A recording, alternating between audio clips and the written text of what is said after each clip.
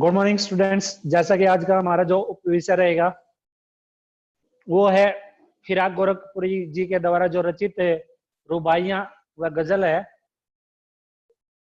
इसका अच्छे से अध्ययन करेंगे हम। रुबाइयों और गजलों का ये हमारे पाठ्यक्रम में है। रुबाइयां क्या होती है, सर्वप्रथम ये जान लीजिएगा।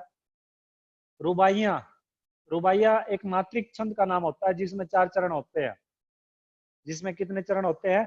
4 चरण। ठीक है भाई। तो ये एक मात्रिक छंद है और यहाँ पर इन रुबाइयों में ए मात्रा का प्रयोग अधिकतर हुआ है। इस ए की मात्रा का अधिकतर प्रयोग होने की वजह से इन रुबाइयों का जो सौंदर्य है वो बढ़ जाता है। ठीक है। तो सर्वप्रथम हम जानेंगे अब फिराक गोरखपुरी जी का जीवन वृत्तांत। फिराक गोरखपुरी जी उर्दू फारसी के महान शायर थे। उनका जन्म सन 28 अगस्त सन 1896 ईस्वी को उत्तर प्रदेश के गोरखपुर में हुआ था। उनका मूल नाम रघुपति साहिब फिराक था। उन्होंने रामकृष्ण की कहानियों से अपनी शिक्षा की शुरुआत की। बाद में अरबी, फारसी और अंग्रेजी में शिक्षा ग्रहण की। सन 1917 ईस्वी में डिप्टी कलेक्टर के पद पर चुने गए, लेकिन स्वराज आंदोलन से प्रेरित होकर सन 1918 में पद त्याग दिया। सन 1920 ईस्वी में इन्होंने स्वाधीनता आंदोलन में बढ़ चढ़कर भाग लिया, जिसके कारण इन्हें 1.5 वर्ष की जेल भी हुई। उन्होंने इलाहाबाद विश्वविद्यालय के अंग्रेजी विभाग में अध्यापक के पद पर कार्य किया। उन्हें गुले नगमा के लिए साहित्य अकादमी, ज्ञानपीठ पुरस्कार, सोवियत लैंड नेहरू अवार्ड से अलंकृत किया गया। अंततः सन 1983 ईस्वी में इस महान साहित्यकार का निधन हो गया। इनकी जो रचनाएं हैं, गुले नगमा, बज़्म जिंदगी, रंग ए शायरी, उर्दू, गजल गोई आदि। साहित्यिक विशेषताएं हैं। साहित्यिक विशेषताएं जान लीजिएगा। सर्वप्रथम नवीन विषयों का चित्रण, फिर वैयक्तिकता का चित्रण, इसके बाद है श्रृंगार वर्णन, और फिर वात्सल्य रस का चित्रण, भारतीय संस्कृति का अनूठा चित्रण। जैसा कि फिराक गोरखपुरी एक सच्चे भारतीय थे और इन्होंने हिंदू, मुस्लिम आदि की संकीर्णताओं से दूर एक मानव को देखा है। इसलिए इन्होंने कभी भी हिंदुओं के धर्म के प्रति वैर भावना नहीं रखी, बल्कि भारतीय संस्कृति, तीज त्योहार आदि को अच्छे से इन्होंने मनाया है, उसका चित्रण किया है। इनकी शायरी में हिंदू मुसलमानों के अनेक त्योहारों को अच्छे से हम देख सकते हैं। गोरखपुरी ने जैसा कि अपनी रुबाइयों में दीपावली और रक्षाबंधन आदि त्योहार के विषय में भी बताया है। जैसा इन्होंने लिखा है, रक्षाबंधन की सुबह रस की पुतली छाई है, घटा गगन की हल्की हल्के, बिजली की तरह चमक रहे हैं लच्छे, बाई के है बांधती चमकती राखी। देशभक्ति की भावना फिराक गोरखपुरी जी के अंदर कूट कूट कर भरी हुई थी। सन 1920 ईस्वी में भारतीय स्वाधीनता आंदोलन में भाग लेने के कारण ये 1.5 वर्ष तक जेल भी गए थे, और यही देशभक्ति की भावना उनके साहित्य में भी दृष्टिगोचर होती है। ठीक है भाई। प्रकृति चित्रण जैसे कि नौरस गूंचे पंखुड़ियों के नाजुक गिरे खोले हैं, ये गजलों में सर्वप्रथम गजल आती है। ठीक है। या उड़ जाने को रंगों बू गुलशन में पर तोले हैं, पर का अर्थ होता है पंख। ठीक है। तारे आंखें झपकावे जर्रा जर्रा सोए हैं, तुम भी सुनो ओ यारो, सब में सनाटे कुछ बोले हैं। इन पंक्तियों से पता चलता है कि कवि फिराक गोरखपुरी जी ने अपनी रचनाओं में क्या किया है, प्रकृति का अच्छे से चित्रण किया है। बादशाली के दरमियान से अगर फिराक गोरखपुरी जी को देखा जाए तो फिराक गोरखपुरी जी उर्दू के एक श्रेष्ठ शायर माने जाते हैं। इन्होंने नई भाषा और नए शब्द भंडार का भी प्रयोग किया है। इन्होंने अपनी भाषा में उर्दू, फारसी, साधारण बोलचाल, खड़ी बोली, हिंदी आदि भाषाओं का प्रयोग किया। ये लाक्षणिक प्रयोगों और मुहावरों के लिए भी जाने जाते हैं। ठीक है भाई। अलंकार छंद का चित्रण, अंतिम जो साहित्यिक विशेषता इनके काव्य की है वो है अलंकार छंद का चित्रण। फिराक गोरखपुरी जी ने अपनी शायरी में शब्दालंकार और अर्थालंकार दोनों का अच्छे से चित्रण किया है। इनकी शायरी में अनुप्रास, पदमैत्री, स्वर मैत्री, उपमा, उत्प्रेक्षा, मानवीकरण, संदेह आदि अलंकार का प्रयोग है। इन्होंने रुबाई, गजल आदि छंदों का प्रयोग किया है। जो रुबाइयां हैं, ये मैंने आपको पहले ही बताया है कि रुबाइयों का मतलब क्या है। रुबाइया क्या है? छंद। ठीक है, ये एक मात्रिक छंद है। तो कविता का सार देख लीजिएगा।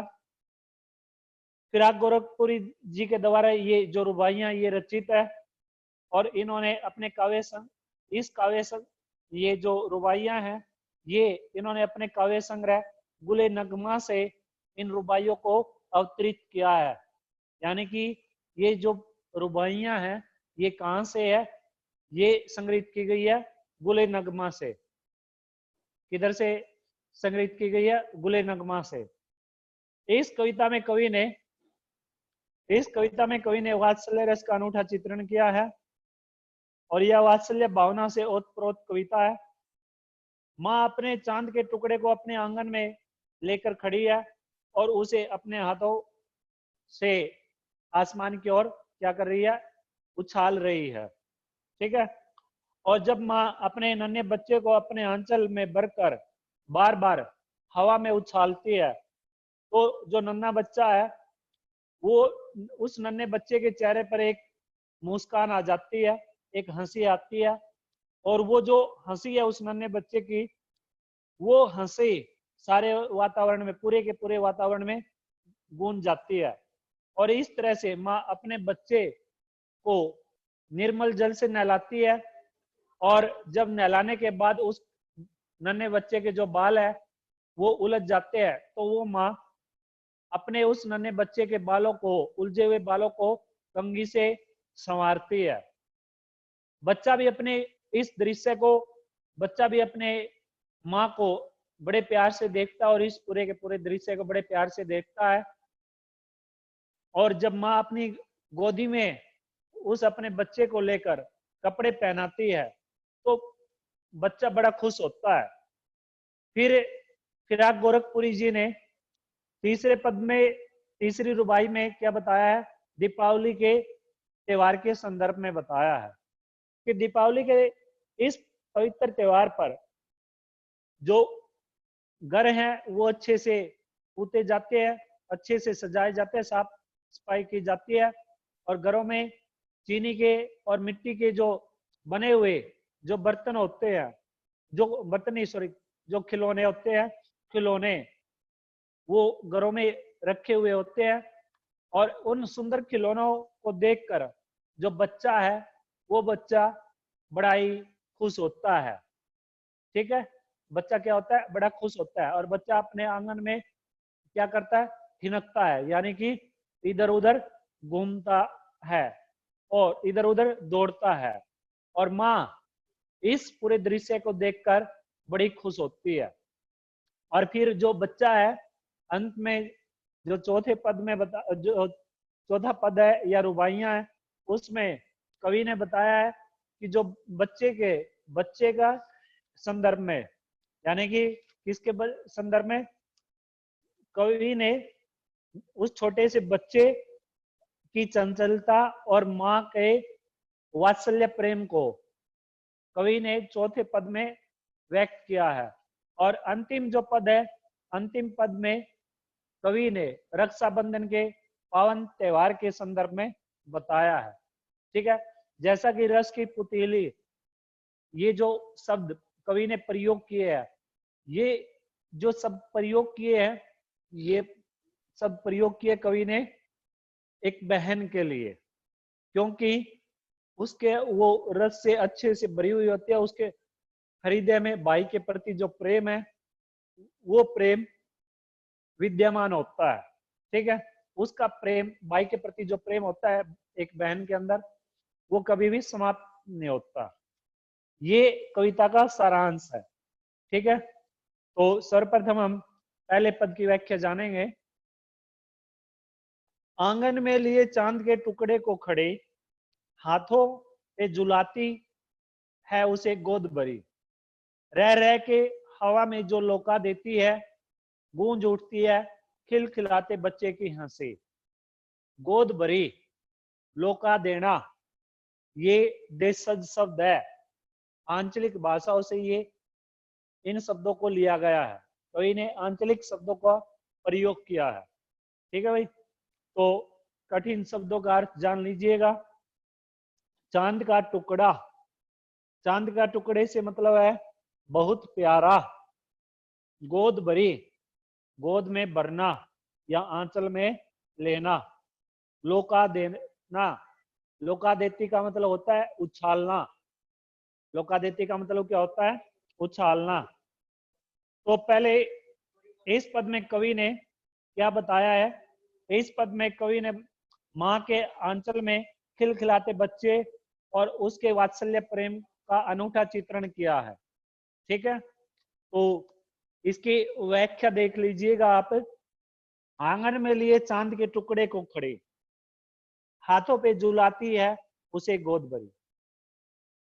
कवि कहते हैं कि जो माँ है, माँ अपने प्यारे बेटे को, उस चांद जैसे बेटे को अपने घर के आंगन में लेकर खड़ी है और वह अपने उस चांद के टुकड़े को अपने आंचल में भरकर हाथों में झुला रही है, यानी कि उसे हवा में उछाल रही है।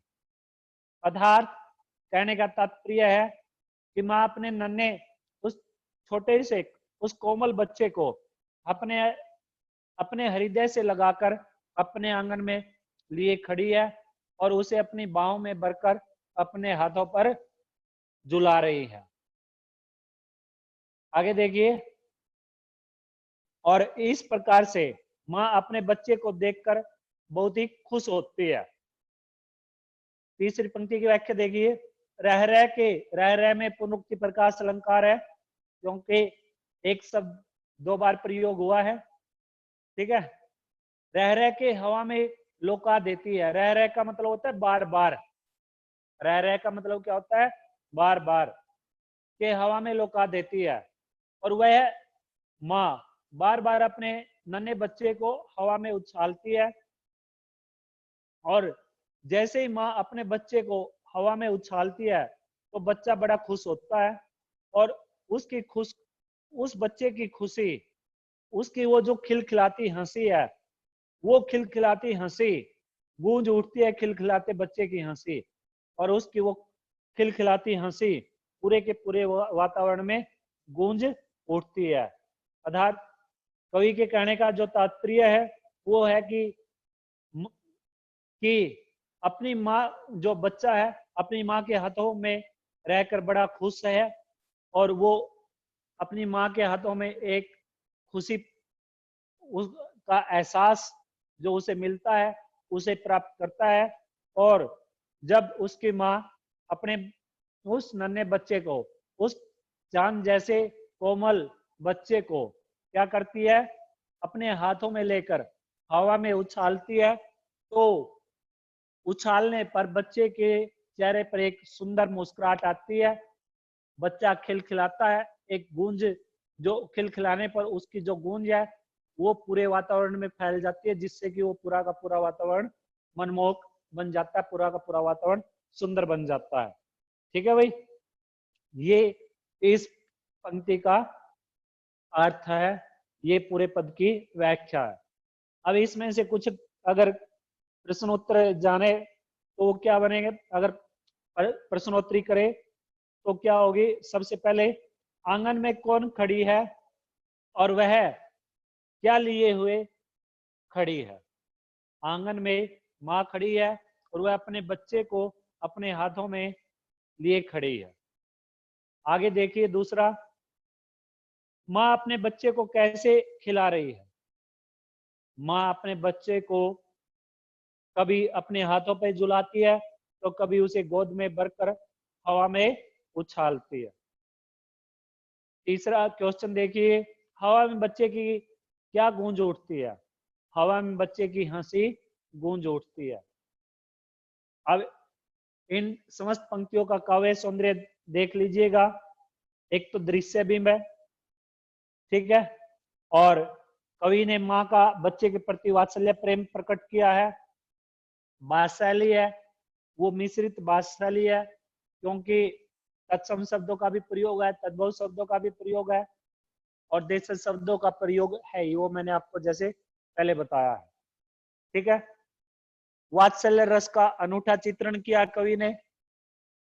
अनुप्रास अलंकार है, पुनरुक्ति प्रकाश अलंकार है, ठीक है, और पद मैत्री तो है ही है। प्रतीकात्मक शैली है, और दृश्य बिंब तो मैंने आपको बता ही दिया। अगर गुणों की बात करें तो 3 गुण होते हैं, प्रसाद गुण, ओज गुण, और तीसरा गुण होता है माधुर्य गुण। ठीक है, तो इन पंक्तियों में जो गुण है वो कौन सा गुण है? वो है प्रसाद गुण। इन पंक्तियों में कौन सा गुण है? प्रसाद गुण विद्यमान है। ठीक है भाई, ये इन पंक्तियों का काव्य सौंदर्य होगा। क्या होगा ये? इन पंक्तियों का काव्य सौंदर्य।